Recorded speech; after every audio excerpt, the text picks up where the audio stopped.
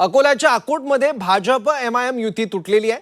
विरोधकांच्या टीकेनंतर दोन्ही पक्षांनी माघार घेतली आहे। एमआयएम कडून अकोटची युती तोडल्याची घोषणा करण्यात आली आहे। युती प्रकरणात भाजप नेत्यांनाही नोटीस बजावण्यात आली आहे। महाराष्ट्रातील राजकारण सध्या देशभरात चर्चेचा विषय ठरतंय। युती आणि आघाड्यांच्या राजकारणात कधी काय घडेल याचा नेम नसतो, हे पुन्हा एकदा स्पष्ट झालंय। कट्टर विरोधी पक्ष सुद्धा सत्तेसाठी एकत्र येऊ शकतात, याचं जिवंत उदाहरण अकोला जिल्ह्यातील अकोट नगर पालिकेत पाहायला मिळालं होतं। मात्र विरोधकांनी केलेल्या टीकेनंतर अकोट नगर परिषदेतील भाजप एमआयएम युती दोन्ही पक्षांनी तोडण्याची घोषणा केली आहे।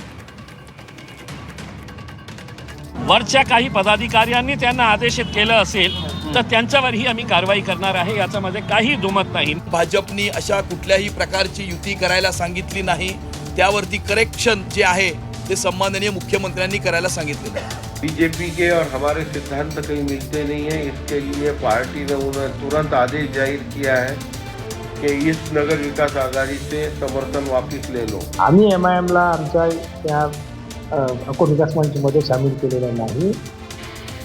पार्टी विथ डिफरन्स अशी ओळख सांगणाऱ्या भाजपनं सत्तेसाठी सारीच तत्व गुंडाळून ठेवली आहेत का, असा सवाल आता राजकीय वर्तुळात उपस्थित केला जातोय।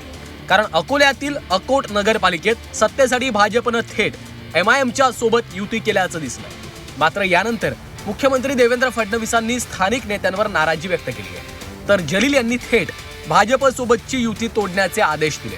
मात्र भाजप नेते चंद्रशेखर बावनकुळे यांनी युती संदर्भात थेट भूमिका घेणं टाळलंय। काउन्सिलर्सनी स्वतः घेतले निर्णय तर त्यांच्यावरही कारवाई होणार आहे। आणि समजा वरच्या काही पदाधिकाऱ्यांनी त्यांना आदेशित केलं असेल तर त्यांच्यावरही आम्ही कारवाई करणार आहे, याच्यामध्ये काही दुमत नाही। मी आत्ता ओवैसी साहेबांशी बोललो आणि ओवैसी साहेब सुद्धा खूप रागावले की आम्ही भारतीय जनता पार्टी सोबत बसणार नाही। विकास हे आमच्यासाठी सेकंडरी असणार आहे, पण प्राथमिकता आमची हे आहे की तुम्हाला कुठे कोणाला जायचे आहे हे तुमचा अधिकार आहे। शरद पवार साहेब सोबत त्यांच्या सोबत गेलेले आहे, बच्चू कडू साहेब त्यांचा प्रहार त्यांच्या सोबत आहे, राष्ट्रवादी त्यांच्या सोबत आहे, पण आम्ही ज्या गटामध्ये भारतीय जनता पार्टी असणार त्या गटामध्ये आम्ही जाणार नाही। नागरी गट जेव्हा बनवतो किंवा एखादा विकासाचा गट बनतो किंवा डेव्हलपमेंटचा गट तयार होतो, त्या ठिकाणी वेगवेगळ्या पक्षाचे लोक एकत्र येतात आणि त्यामुळे मला वाटतं शेवटी एक काहीतरी स्थानिक लेवलला आघाडी झाली असेल, डेव्हलपमेंट करता आघाडी झाली असेल, त्या अनुषंगाने काही तिथे गट तयार झाला असेल त्यावरही मी त्या ठिकाणी तपासून घेणार आहे। अकोट नगरपालिकेत सर्वात जास्त भाजपनं जागा जिंकल्या, तर भाजप पाठोपाठ एमआयएम हा दुसरा सर्वात मोठा पक्ष ठरलाय। अकोट नगर परिषदेमध्ये भाजपनं 11 जागा मिळवल्या होत्या। एमआयएमनं 5, शिंदेच्या शिवसेनेनं 1, ठाकरेंच्या शिवसेनेनं 2, राष्ट्रवादीनं 2, तर शरद पवारांच्या राष्ट्रवादीनं 1 आणि प्रहारच्या 3 जागा निवडून आल्या होत्या। या सर्व पक्षांनी एकत्र येत अकोटमध्ये विकास मंचाची स्थापना करत सत्ता स्थापन केली, तर काँग्रेस 6 नगरसेवक आणि वंचितचे 2 नगरसेवक विरोधात आहेत। अकोट नगर परिषदेत भाजप एमआयएमच्या सोबत गेल्यानंतर विरोधकांना भाजपवर टीका करण्याची आयती संधीच मिळाली। भाजपची अनेक ठिकाणी एमआयएम सोबत छुपी युती असल्याचा आरोप राऊतांनी केलाय। उलट ठाकरेंच्या शिवसेनेचीच महाराष्ट्रात एमआयएम सोबत युती आहे, असा पलटवार नवनाथ बन यांनी केलाय। मुस्लिम मतांसाठी तुम्ही म्हणता ना आम्हाला मुस्लिम मतांसाठी, तुम्ही काय कर, तुम्ही ते एमआयएमचा थेट पाठिंबा घेताय। एमआयएम आमच्या आसपास पण फिरत नाही, आम्ही त्यांच्या आसपास फिरत नाही आहोत। पण अकोटपासून मीरा भाईंदरपर्यंत संपूर्ण महाराष्ट्रात भारतीय जनता पक्षाची एमआयएम बरोबर छुपी युती आहे आणि काही ठिकाणी उघड आहे। निर्लज्जपणाचा कळस आहे, काही ठिकाणी उघड आहे। मीरा भाईंदर, अमरनाथला काँग्रेस, इतर ठिकाणी काँग्रेस, हे गंमत आहे मोठी। भारतीय जनता पक्षाच्या दुतोंडीपणाची गंमत आहे। भारतीय जनता पार्टी विकासाचं राजकारण घेऊन पुढे जाते।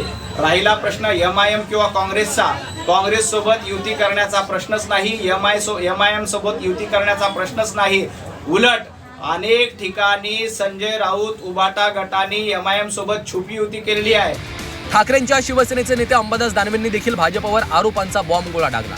ओवैसी हे भाजपसाठीच काम करतात असा आरोप त्यांनी केला, तर भाजपचे मुंबई अध्यक्ष अमित साटम यांनी देखील भाष्य केलं। भाजपनं एमआयएमच्या सोबत युती करण्यास सांगितलं नव्हतं, असं स्पष्टीकरण साटम यांनी दिलंय। एमआयएमवर टीका टिप्पणी करत होते, ओवैसीवर टीका टिप्पणी करत होते। आता ओवैसी बरोबर आता काही ठिकाणी तसं पाहायला गेलं तर ओवैसी त्यांच्यासाठीच काम करतात, याच्यात काही दुमत असायचं काही कारण नाही। परंतु आता उघड उघड सोबत काम करायला त्यांनी सुरुवात केलेली हे अकोट मीरा भाईंदर याच्यावर दिसायला लागलेलं आहे. महाराष्ट्राचे मुख्यमंत्री सन्माननीय देवेंद्र फडणवीस साहेबांनी यावरती स्पष्टीकरण दिलेलं आहे. या ठिकाणी भाजपनी अशा कुठल्याही प्रकारची युती करायला सांगितली नाही. स्थानिक पातळीवरती काही युती करायला सांगितली होती, पण काँग्रेस आणि MIM बरोबर करायला सांगितली नव्हती.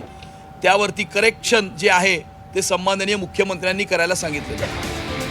भाजप आणि MIMच्या नेत्यांनी युती तोडण्याचे आदेश दिल्यानंतर अकोटमधील स्थानिक नेत्यांमध्ये आरोप प्रत्यारोपांचा सामना सुरू झाला.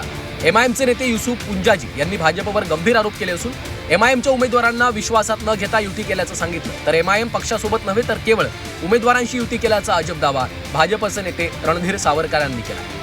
उन्हें ये मालूम नहीं था कि उसमें बीजेपी भी है, महायुति के घटक भी है. उन्हें बताया गया था कि उसमें महाविकास आघाड़ी के घटक है, उसमें उबाटा के भी नगर सेवक है, उसमें राष्ट्रवादी तुतारी के भी नगर सेवक है और प्रहार के भी नगर सेवक है. पर बीजेपी के और हमारे सिद्धांत कहीं मिलते नहीं है. इसके लिए पार्टी ने उन्हें तुरंत आदेश जाहिर किया है कि इस नगर विकास आघाड़ी से समर्थन वापस ले लो. त्यांच्या पक्षाचे विचार सोडून अकोट विकास मंचमध्ये सामील झाले. आपण काही त्यांना जबरदस्ती केली नाही. आणि जेव्हा त्या अकोट विकास मंचमधल्या 21 पैकी 11 नगरसेवक जर भारतीय जनता पक्षाचे असतील तर हा विचार त्यांना करायचा होता की आमच्यासोबत यायचं की नाही. आम्ही MIMला आमच्या त्या अकोट विकास मंचमध्ये सामील केलेलं नाही. आम्ही 4 नगरसेवकांना त्याच्यामध्ये सामील केलं. भाजप नेहमीच MIMच्या विरोधात आक्रमक भूमिका घेताना दिसतं. मात्र अकोटमध्ये सत्ता स्थापन करण्यासाठी भाजपनं MIMच्या सोबत जुळवून घेतलं होतं. मात्र विरोधकांनी टीकेची जोड उठवल्यानंतर दोन्ही पक्षाच्या महत्त्वाच्या नेत्यांनी युती तोडण्याचे आदेश दिले. Jayesh Jagad, Zee Media, Akola.